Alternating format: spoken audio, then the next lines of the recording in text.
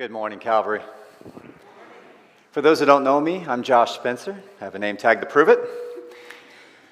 And I once had a pastor in Memphis who asked me to start teaching and working the 12 steps with him. And I was a little hesitant. I wasn't quite sure what to think about the 12 steps, but looking back, I think I saw them in maybe the same way I once viewed dieting. I just want to eat whatever and whenever I want, and if some big issue comes along down the road, maybe then I'll look into some of the options. Or maybe it's more like passive budgeting. I'll just keep swiping my card, hoping the charge is clear, and it won't be until my card declines that I'll decide I'll have to buckle down and figure out a budget.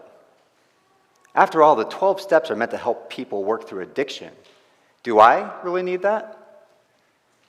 But I showed the steps to a friend of mine who was a bit of a spiritual sounding board for me at the time, and he looked at them and said, "You know, these are all things any growing Christian should be doing regularly." So this pastor and I started co-teaching and working the steps together. We were going through a book called Walking the 12 Steps with Jesus Christ, and we started with step 1. I admit that, by myself, without Jesus, I'm powerless over my addiction, that my life has become unmanageable. Okay, sure. Step 2. I came to believe that a power greater than myself, Jesus Christ, could restore me to sanity. Yep, check. Step 3. I made a decision to turn my will and life over to the care of God as I understood Him. Got it. Now, the 4th step was a bit more involved.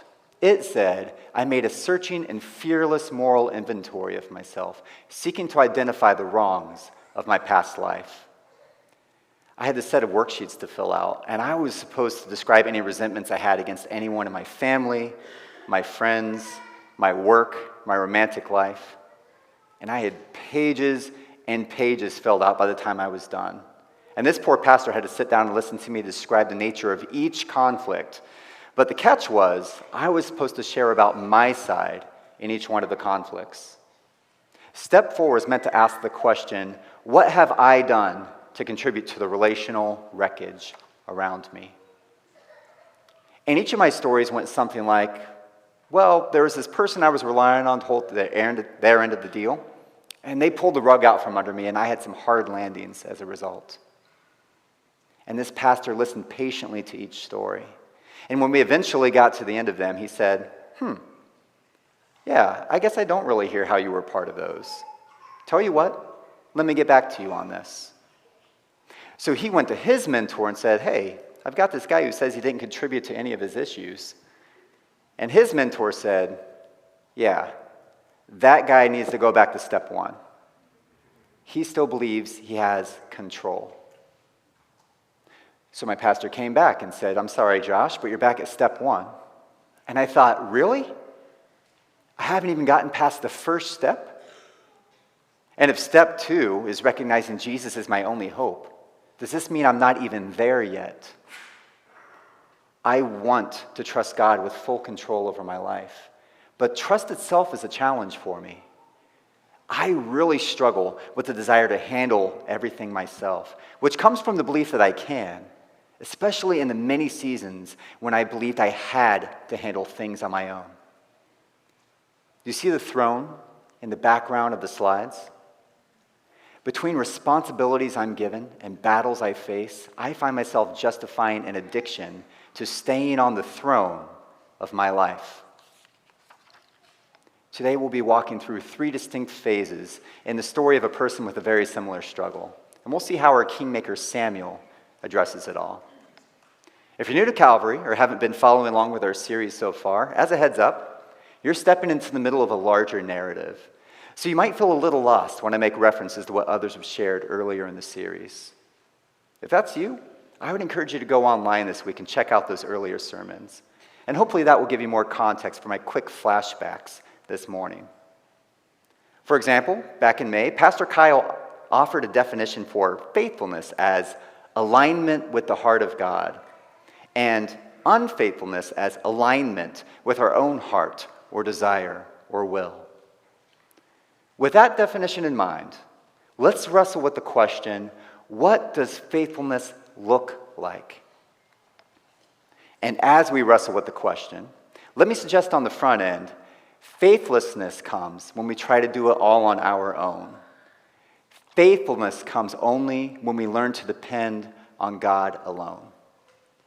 Or another way to say it might be, faithlessness tries it on our own. Faithfulness depends on God alone. Obviously, that statement needs some unpacking, and the nice thing about today is we get to do that as we unpack our section of 1 Samuel. So let's get started. The person I mentioned before is Saul. Let's read about his first step in the kingship. We'll be in 1 Samuel chapter 13, verses 1 through 4 on page 234 in your pew Bibles. And I won't have these verses on the screen, so you'll want to follow along in your Bibles as we go through this account. All right. Saul lived for 1 year and then became king. And when he had reigned for 2 years over Israel, Saul chose 3,000 men of Israel. 2,000 were with Saul in Michmash in the hill country of Bethel, and 1,000 were with Jonathan in Gibeah of Benjamin. The rest of the people he sent home, every man to his tent. Jonathan defeated the garrison of the Philistines that was at Gibeah, and the Philistines heard of it. And Saul blew the trumpet throughout all the land, saying, "Let the Hebrews hear." And all Israel heard it said that Saul had defeated the garrison of the Philistines, and also that Israel had become a stench to the Philistines. And the people were called out to join Saul at Gilgal. Now maybe you're thinking, wait, I thought Saul was already the king. Let's walk back through the 3 pieces of the process for installing a king that Pastor Kyle walked us through last month: designation, demonstration, and confirmation. We saw Saul's designation at the beginning of chapter 10. He finally got around to his demonstration in chapter 11. Samuel gave a pretty ironic retirement speech in chapter 12. And now in chapter 13, verse 1, we see Saul's first step after his confirmation as Israel's first king. And what is the first step of his rule? He forms the first standing army in Israel's history here in verse 2. Saul's son Jonathan defeated a garrison of the Philistines, and Saul announces it to all Israel to rally the rest of the Israelites to engage the Philistines. On the heels of his victory against the Ammonites, Saul looks like he's going to cement his legacy as Israel's action hero. In phase 1 of his story, Saul has been given authority and power, and it appears he has strength and success. Perhaps you relate to this part of Saul's story. If someone asked you how you were doing as you came into church this morning, and your response was some variation of, "I'm doing well, thank you," then you were either lying or you're living in the strength and success phase. Or maybe a bonus of some kind has even floated your way, and you might even feel like everything is awesome. And to be fair, maybe you are honoring and submitting to God in this season of blessing in your life. But there is something about the sense of comfort and security in this phase which easily leads a person to ask, even if we would never actually say it out loud, how could things ever go wrong from here? Let's see how it plays out for Samuel in verses 5 through 9.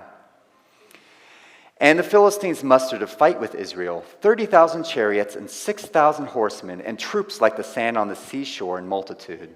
They came up and encamped in Michmash to the east of Bethaven. When the men of Israel saw that they were in trouble, for the people were hard pressed, the people hid themselves in caves and in holes and in rocks and in tombs and in cisterns. And some Hebrews crossed the fords of the Jordan to the land of Gad and Gilead. Saul was still at Gilgal, and all the people followed him, trembling. He waited 7 days, the time appointed by Samuel. But Samuel did not come to Gilgal, and the people were scattering from him. So Saul said, "Bring the burnt offering here to me, and the peace offerings." And he offered the burnt offering. We're going to call this second phase desperation and departure. Remember back in chapter 10, verse 5, Samuel giving Saul signs and instructions where he tells of the military presence of the Philistines. But here, 3 chapters later, Saul is caught off guard with what comes next. As we just read, the Philistines show up with a tidal wave of warfare, overwhelming Israel's army, which quickly begins to crumble and defect. And according to chapter 13, verse 8, Saul waited 7 days, the time appointed by Samuel, but there's no Samuel. So as we wrestle with our understanding of faithfulness today, let's ask, what does faithfulness for Saul look like here? Now, it's going to be easy for us to sit here in a comfortable sanctuary and condemn Saul today, but I don't think that's the most helpful thing we can do with this account we're given. I find myself relating to Saul in this story because nailing down faithfulness is not always as easy as it may seem. A primary way we tend to misunderstand faithfulness is that we define it through the lens of whatever has become our go-to role, which we start to mistake as our identity. Saul, like us, has multiple roles, and at the moment, a pretty big one is king of Israel.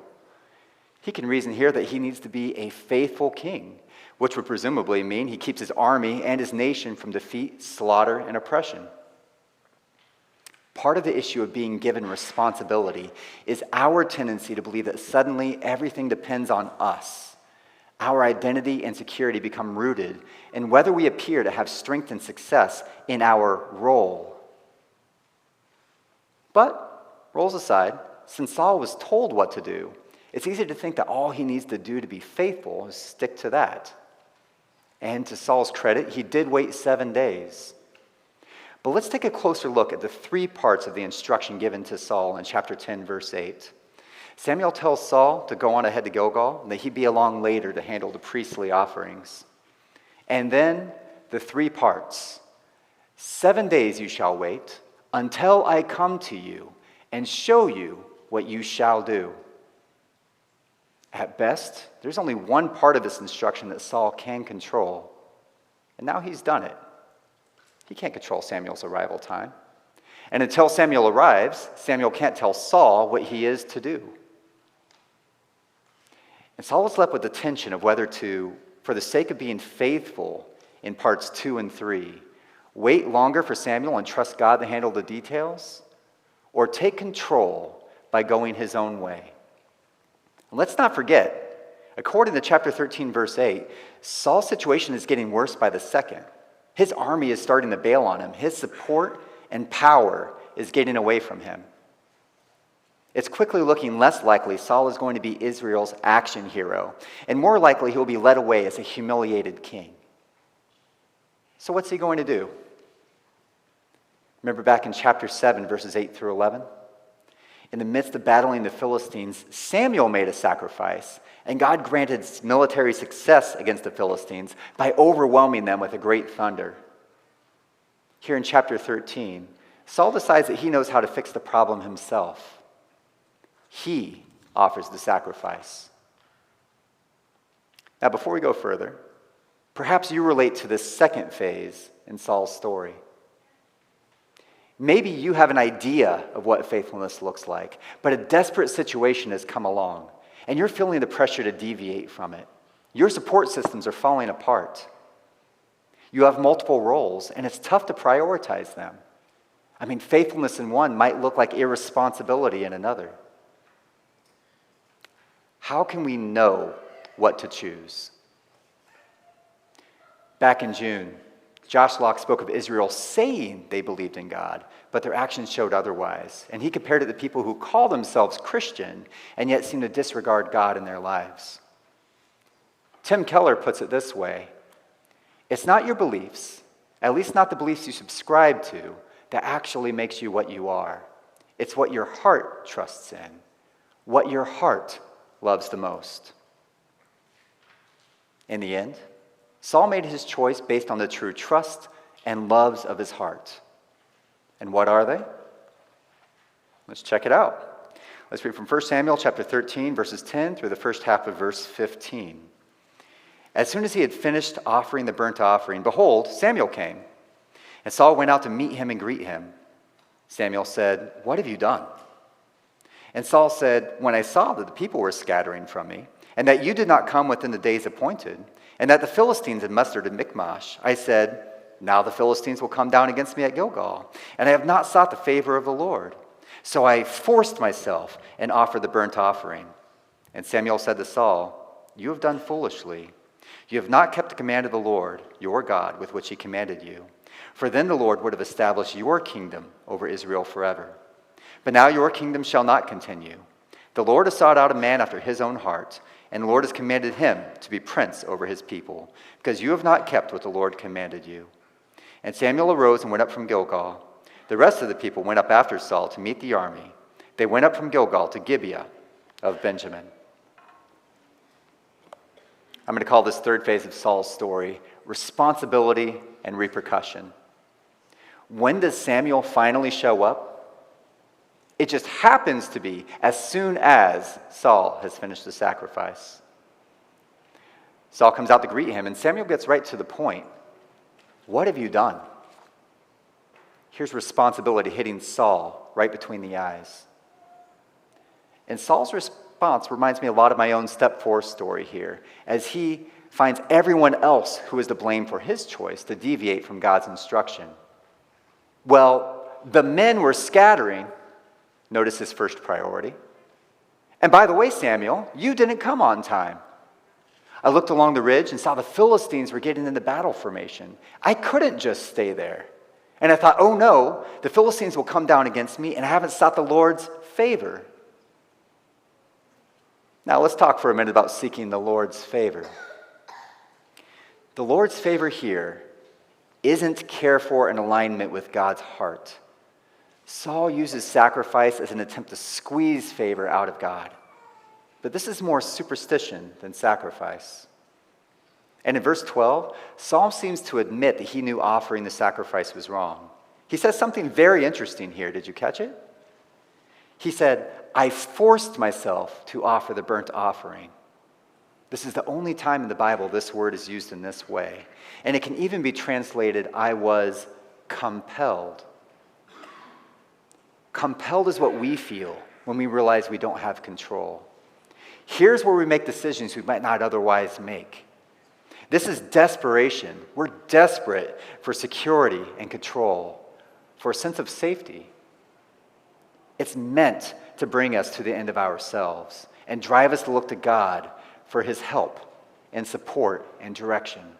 It should drive us to surrender. Now, Mark Twain once said, "History doesn't repeat itself, but it does rhyme." And maybe you were wondering why we had that part of Genesis 3 read earlier. But do you see the pattern here? Man is given responsibility. He's put in charge to work and care for Eden. And he's given a simple direction. Be faithful. Don't eat from that tree. Trust God to handle the knowledge of good and evil and just live with him. That's pretty easy, right? But Adam goes passive on his responsibility and soon realizes Eve is making a choice out of his control. So what is he going to do? Be faithful? Don't eat from that tree? We know the story. Man acts faithlessly. And when he's questioned, man makes his excuses. God, that woman that you put here with me, she gave me the fruit and I ate. And we have the "what have you done" moment as the repercussions of sin entering the heart of humanity are unveiled. Sin entered the world, and sin is at its core rebellion. If faithfulness is alignment with the heart of God, sin in us tells us the only heart you need to align with is your own. All you need is yourself. You don't need to submit to anyone. You'll find your own way. And if we were to sum up all of human history, selfishness and rebellion probably wouldn't be far off. God made his command clear in the garden. Man chose his own way. God made a covenant with Israel. They repeatedly chose their own way. Saul was told to wait, but he decided to take control and choose his own way. Perhaps you know exactly what God is asking of you today, but you also know you've been doing the same. Samuel's response to Saul is, "You have done foolishly." But maybe this is the phase you relate with in Saul's story. You see the fallout of your situation and it's crushing. Maybe it's meant the loss of a career or your resources. Maybe after the fallout of whatever your situation is, you feel you've lost your credibility or reputation, and you don't really know if you'll ever come back from it. And some of the most painful situations are the ones which affect family, perhaps creating divides you're not sure will ever be healed.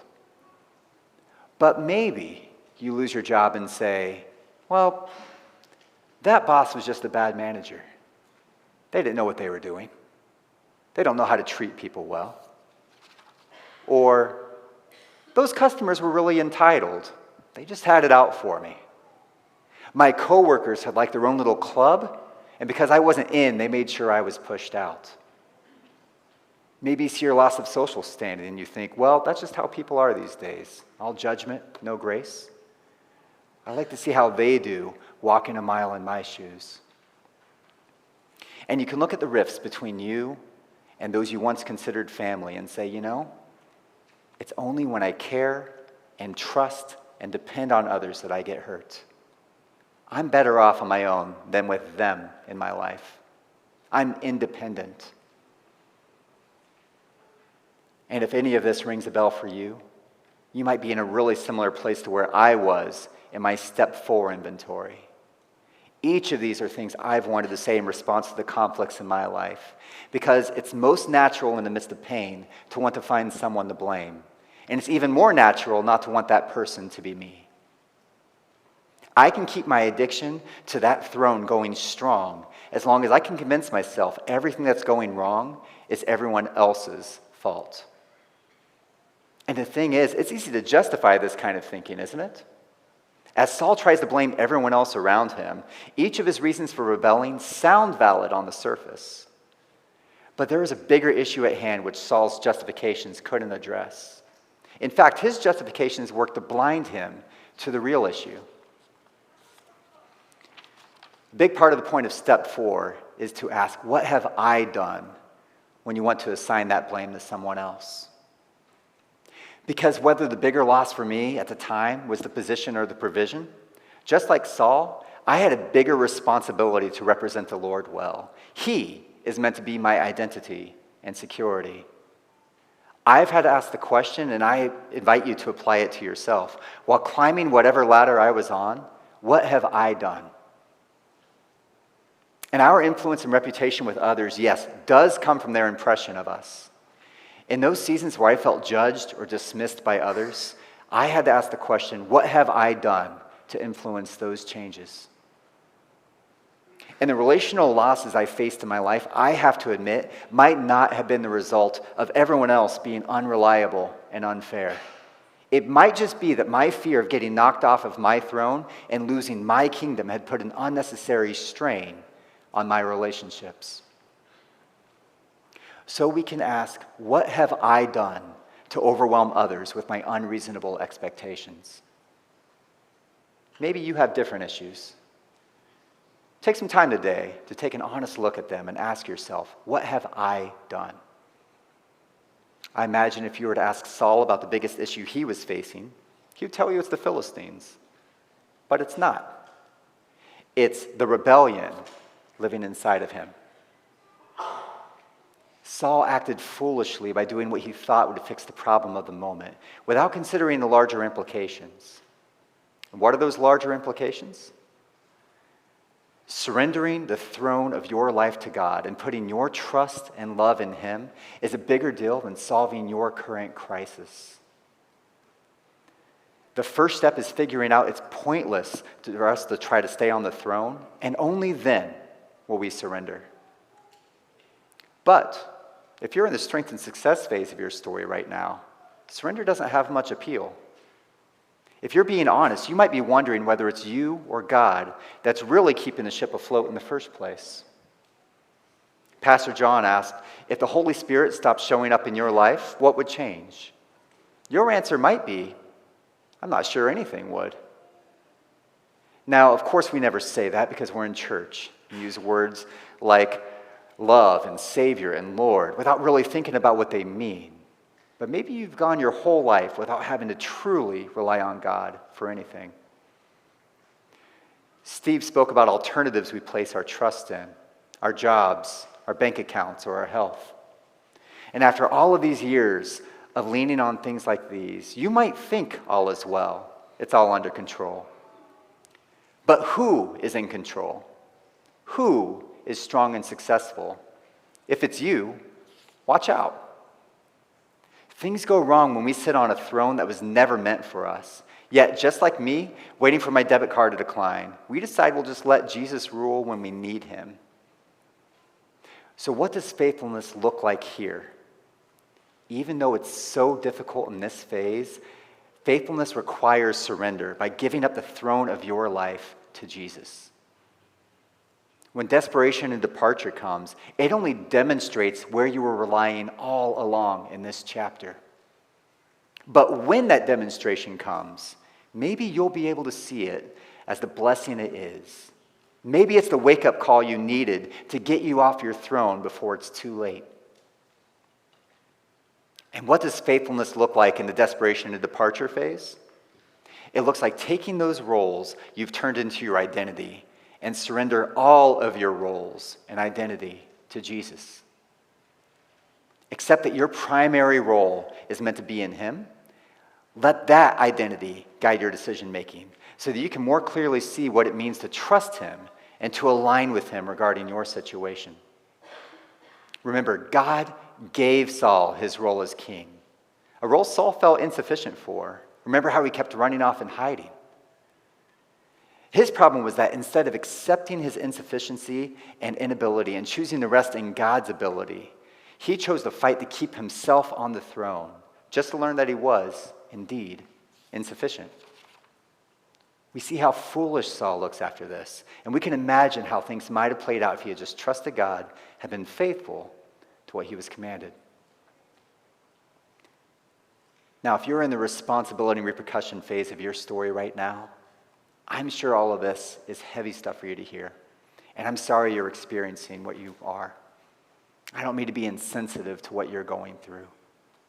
However, this experience is an opportunity for you. James 4:6 says, God opposes the proud but gives grace to the humble. Take this opportunity to become humbled. Faithfulness for you at this point is to finally surrender fully to the will and kingdom of Jesus. The step one realization of true powerlessness is an incredible challenge for most people, including me. But perhaps you are more willing now to fully accept Jesus' lordship in your life. And if so, I hope you'll come down for prayer after the service today. I look back at some of the most painful seasons of my life, and I'm so thankful that God worked through them to break my stubborn heart and bring me to the end of myself. The worst thing you can do with that rebellion, that sin, is to double down in self-righteous victimhood and let it fester and put deeper roots into your heart. 1 John chapter 1, verses 8 and 9 says, if we say we have no sin, we deceive ourselves, and the truth is not in us. If we confess our sins, he is faithful and just to forgive us our sins and to cleanse us from all unrighteousness. We see here that there is a treatment for that sin, that rebellion living inside of us, and that treatment is Jesus. As far as the 12 steps go, people have worked over the years to keep the ideas promoted by the steps while trying to push Jesus out of the picture.